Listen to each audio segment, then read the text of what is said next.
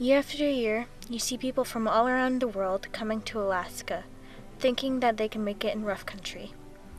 And year after year, you see them give up. Then, there are people like David West, a man with the will to survive.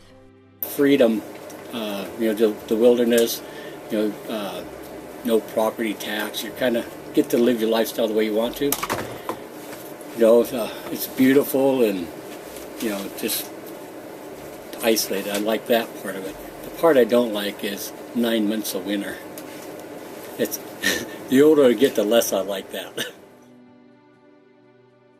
First came to Alaska when he was 24 in 1984, inspired by the adventure. He was motivated to come to the lost frontier, bringing his wife and 5-year-old son along with him to live off the land and build a cabin. Alaska just seemed like the ultimate place to go to do all that, so I came up here. And to Lenard, Alaska he came. West has something called an arachnoid cyst. The dictionary's definition of it: arachnoid cyst, noun, a fluid-filled cyst lined with arachnoid membrane, frequently situated in the sylvian fissure of the brain. To West, though, it's more than that. For him, it was life-altering. I was born with it, and it just took that long for it to happen. I don't know. But I did have a horse wreck, like the year before this happened. I was showing off to a girl on a horse, and that didn't work out too good for me. Had 2 brain surgeries. The pain that the cyst causes is enough for him to take medication.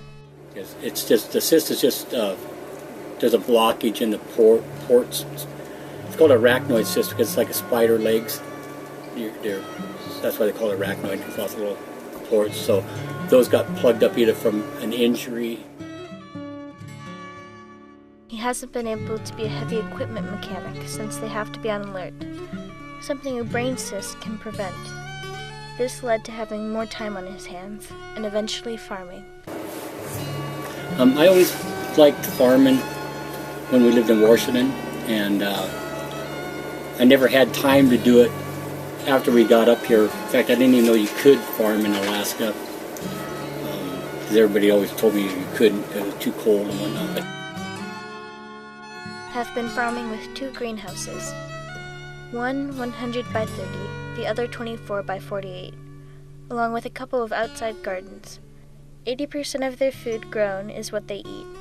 My stepdad, when they moved up here, he decided to try to put a garden in, and it worked. And so after I got disabled, and I had lots of time on my hands, so I decided I would give it a try, and it's been working out pretty good for us.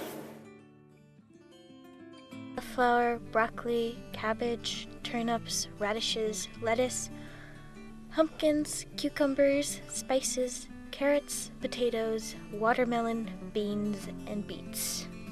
Their farm animals include chickens, pigs, ducks, geese, and rabbits. They used to own a milk cow and goats up until they butchered them a couple of months back. Having the animals, it's like therapy. I have to get up out of bed and I have to go feed the animals and take care of them because I have a responsibility to them. And if I didn't have this farm and doing this, then it'd be really easy just probably to, when I'm in a lot of pain, just to kind of feel sorry for myself and just stay in bed and, just kind of try to forget about the world. But, having the animals gives me a sense of responsibilities. So even if I feel bad, I still have to get up and take care of them.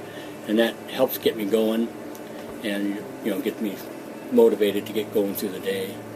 So I think definitely the farm has probably maybe even saved my life, because it's just kept me alive and given me something to live for. Not only does he give to the animals, he gives to the community as well. West serves in the local community as the chief of the EMS team and volunteering for the Lenard Volunteer Fire Department. I'm the president of the Lenard Community Corporation, and I also started the Lenard EMS team, and I'm chief of that. And so I'm on the local level, I like to be involved and try to help the community and help people. So in the scheme of things in the world, there's not too many people that, live in a remote place in the world and do this kind of a lifestyle. Everybody, the norm is a 9-to-5 job and credit cards and being in debt and driving back and forth to work every day.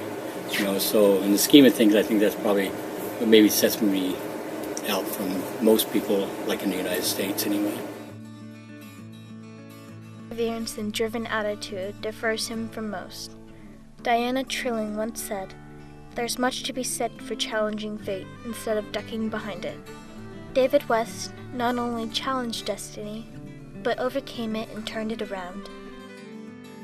This is Amber Lenard from HawkNews.org signing out.